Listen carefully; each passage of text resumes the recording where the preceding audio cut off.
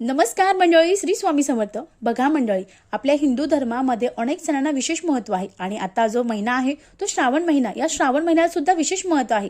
अहो मंडळी, या श्रावण महिन्यामध्ये जी गोकुळाष्टमी आली आहे, या गोकुळाष्टमीला सुद्धा विशेष महत्त्व आहे. मग अनेक जण या दिवशी जे व्रत असतात ते करत असतात. मग असंच आपल्या घरामध्ये 18 विश्व दारिद्र्य आहे, आपल्या घरातून जी गरिबी आहे ती दूर जातच नाही. तर मंडळी, आपल्याला उद्या गाईला एक वस्तू खाऊ घालायची आहे. ही वस्तू जर आपण गाईला खाऊ घातली तर आपल्या घरामध्ये किती 18 विश्व दारिद्र्य असू द्या, ते लवकरात लवकर दूर होतात आणि आपल्या घरामध्ये सुख, शांती, समृद्धी नांदत असते. मग उद्या गाईला काय खाऊ घालायचं? तर उद्या आपल्याला गाईचं तुमच्याकडून शक्य असेल तर पूजन करा, अगदी हळदी कुंकू लावा, तिच्या पायावर पाणी अर्पण करा, नमस्कार करा.